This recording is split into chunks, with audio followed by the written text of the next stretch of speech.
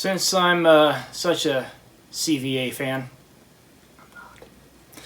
I wanted to show you what you get in the box with an Accura MR-X and the differences and similarities between an Accura MR-X and a Optima V2.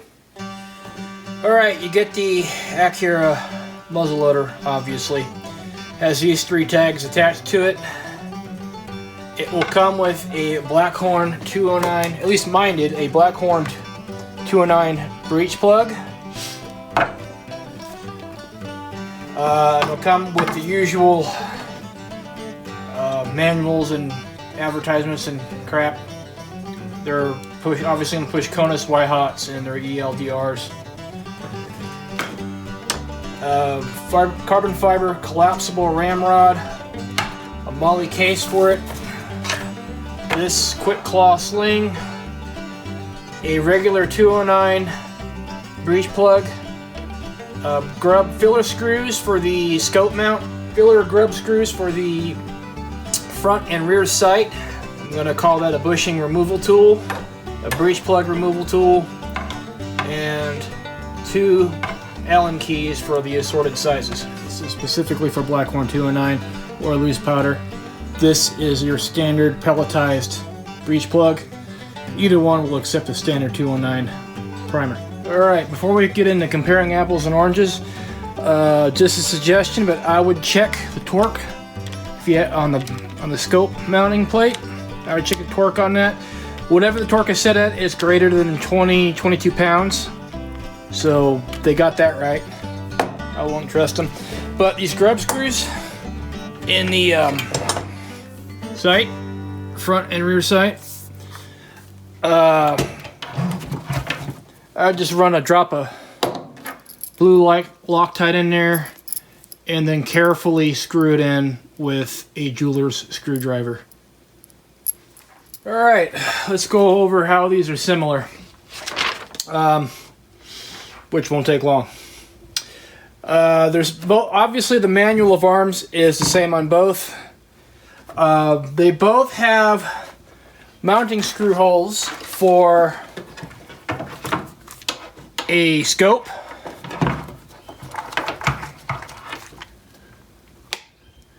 or iron sights, open sights, however you want to call it. They both have the same recoil pad.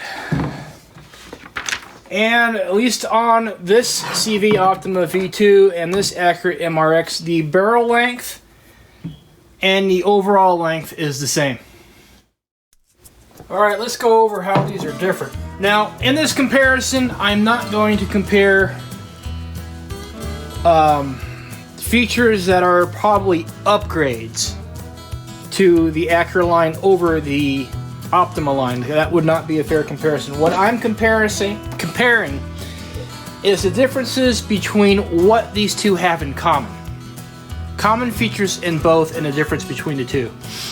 The first one obviously is the stock. I've noticed that with this Accura, it seems to be a little wider. It fits a little wider in the hand, fills the hand a little bit better. Probably because of this rubber gripping on the side, which the Optima lacks.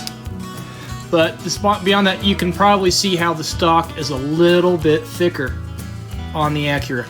The forearm length on the Accura seems to be a smidgen longer. But the big takeaway here is what these stocks are actually made out of. Now with this Accura, it almost feels like it has a rubber-like coating on it, like a vinyl or rubber-like coating on it. The Optima stock, the furniture on this one,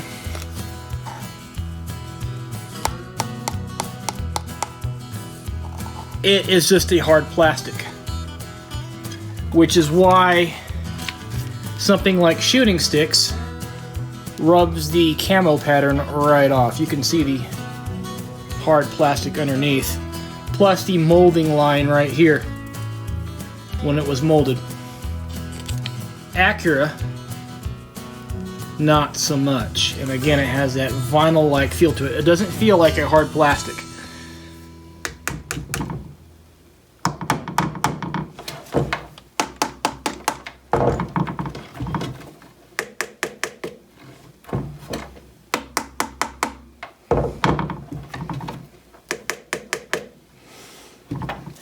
The next big difference between the Optima and the Accura MR-X is that with the Optima you just get this molded plastic for a sling stud, and you can't mount a bipod to that. Even the shape of the forearm really isn't conducive to a bipod anyway. Now the Accura MR-X, they actually put real sling studs on here as opposed to molded plastic, and I don't think they really needed to, because I think most bipods have a way to mount the sling on it anyway. But they included 2 sling studs on the front, one for your sling and one to mount a bipod. And the forearm is shaped a little more copacetically for a bipod. Now the third difference I've seen on these, looking over really closely, is the hammer. The hammer looks and feels different. The hammer on the Accura seems a bit more stiff, maybe because it hasn't seen any use yet, whereas my Optima has seen use, but they look and feel different. So that's another difference. Now that could be part of the trigger, and the trigger is upgraded in the Optima. I'm sorry, the Accura. It's supposed to be adjustable. I haven't tried it yet, but it's just something I'd point out, is that the cocking hammer looks and feels different, and that could come into play later once I have three or more seasons on this rifle, whether or not I'm going to have the same issues with the hammer on this one that I did with this one. Now the fourth difference I've noticed is in the barrel fluting and the ramrod. Now the barrel fluting on the Optima, on the bottom at least, it's not fluted all the way to accommodate these ramrod holders. Now, since the ramrod is different on the Accura, they don't really have to worry about ramrod holders. They're crap anyway on CVAs, I think. Now, as the ramrod goes, the Accura ramrod is pretty easy to pick out. It's a quick takedown. It's not a solid aluminum,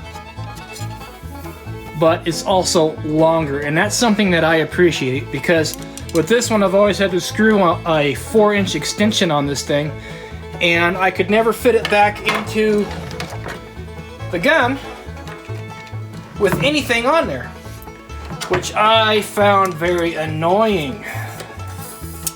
So no matter what, whenever I wanted to use that ramrod, I had to screw something on the front of it. With this one, I can leave a bullet starter on there, or the proper fitting, like say Barnes or Hornady's bullet starter. I can leave it on there and just fold this thing up. The biggest disadvantage of this thing, though, is that if you have to clean, you're not cleaning with this, unless you take the breech plug out and run it all the way through. Because if you try to clean with this thing, obviously it's going to pull apart. So, plus and minus on that. Another thing that I noticed, and this took me by surprise, the scope mount are in different locations on the Optima versus the Accura.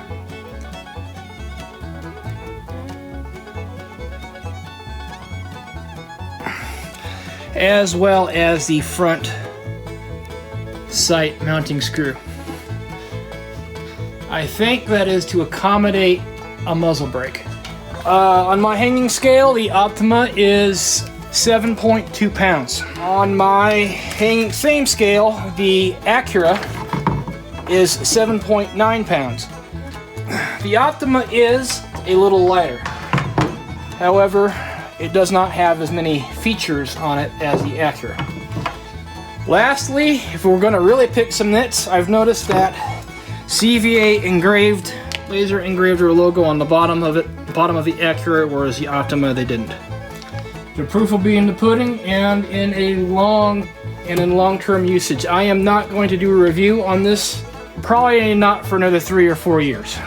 By that time, I'll have enough time on this Accura that I've had on this Optima, and at that point, I think I can give a more objective review. Anyway, that's all I got. Have a good one.